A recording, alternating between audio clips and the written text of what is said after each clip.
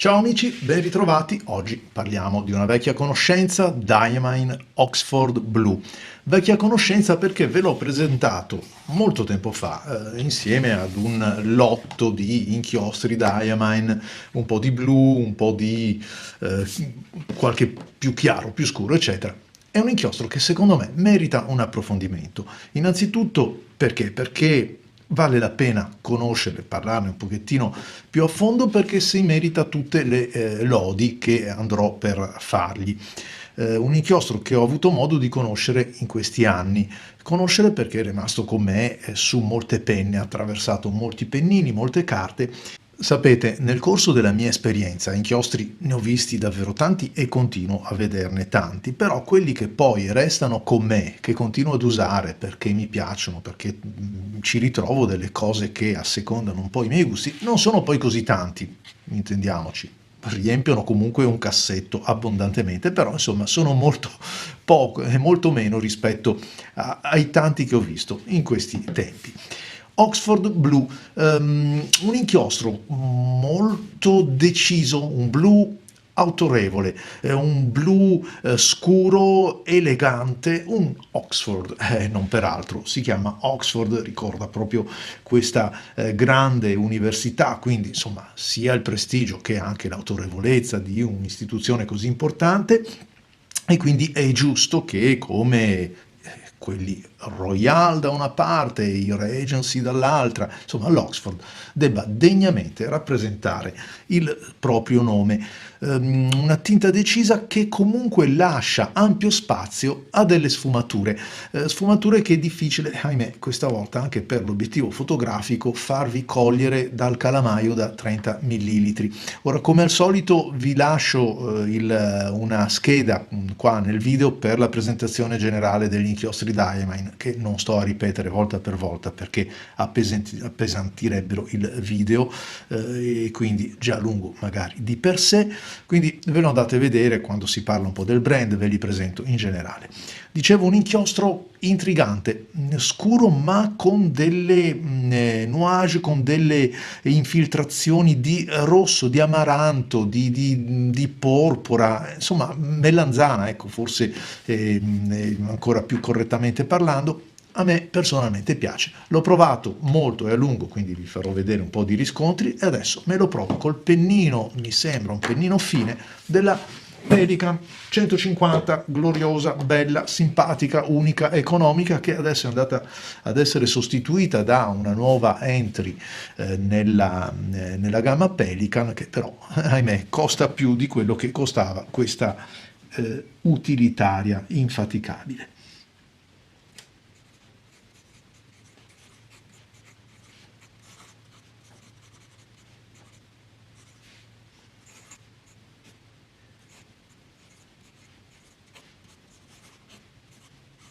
Eccolo qua, un blu che sembra quasi un nero, invece resta un blu scuro, elegante, bello davvero.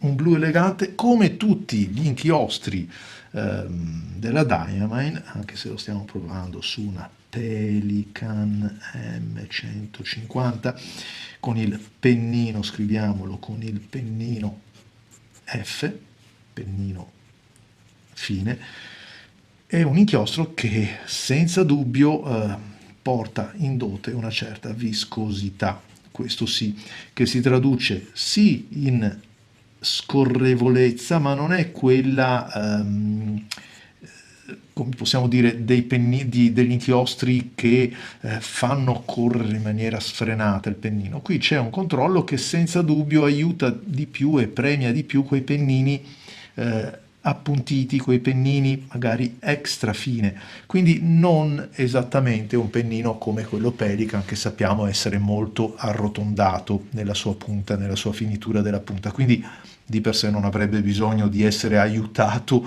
in questo senso, però come vedete funziona molto bene anche così.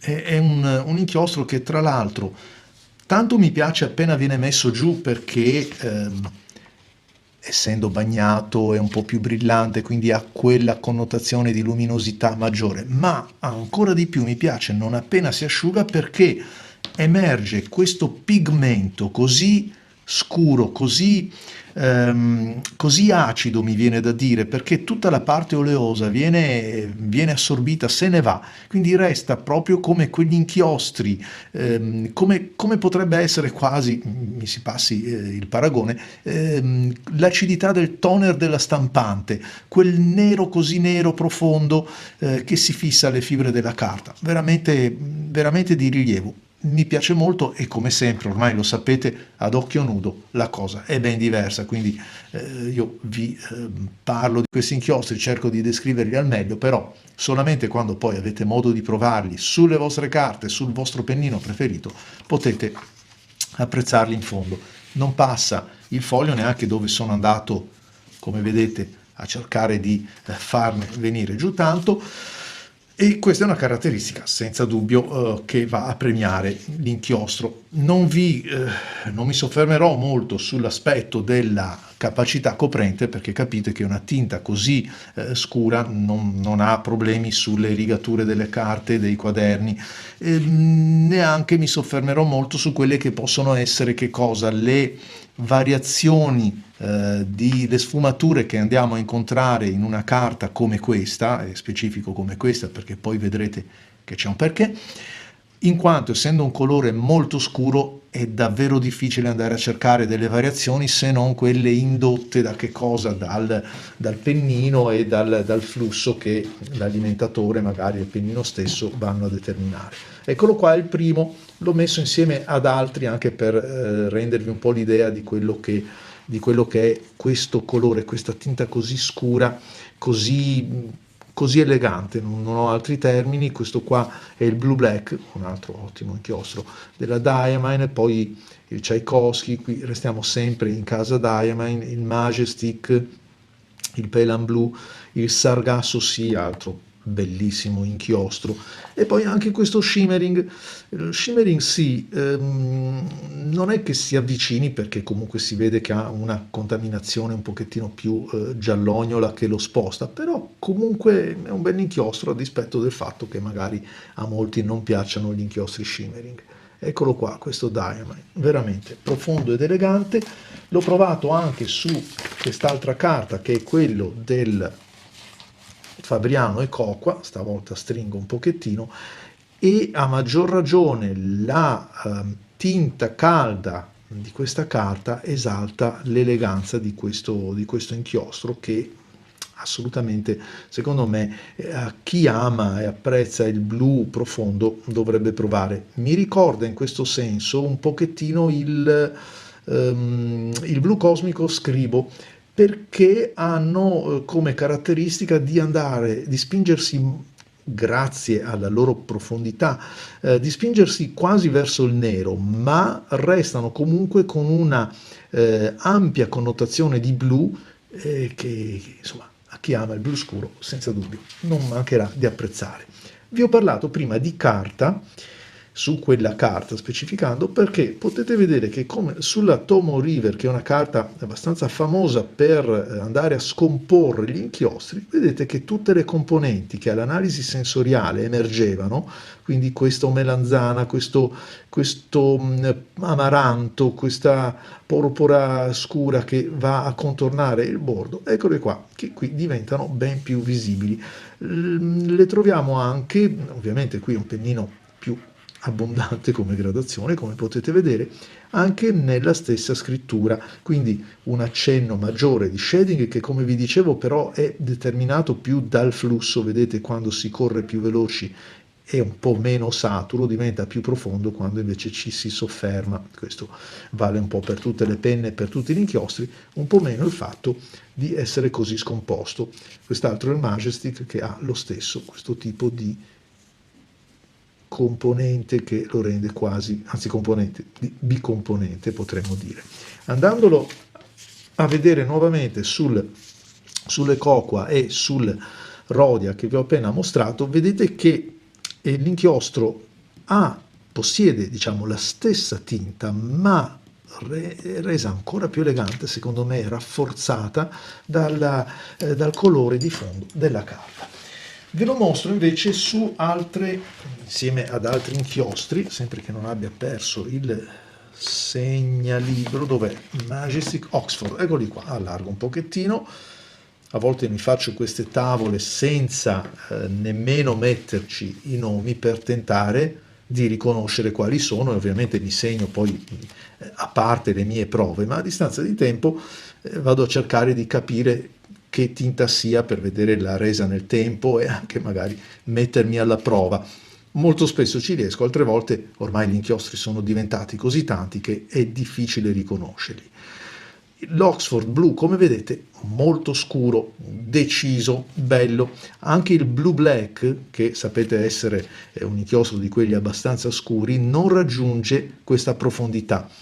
Yonaga di Shikiori invece si avvicina un po', ma non mantiene, secondo me, quel grado di blu puro che l'Oxford invece possiede.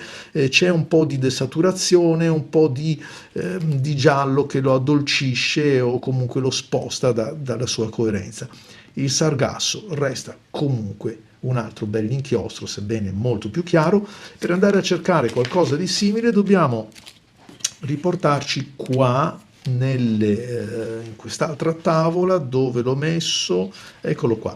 Dobbiamo andare invece a vederlo con un pennino diverso, perché questo qua è un pennino ad intinzione, quindi crea viene messo giù l'inchiostro in maniera diversa. Allora ecco che ancora una volta Yonaga, Blue Black e Oxford diventano un pochettino più simili.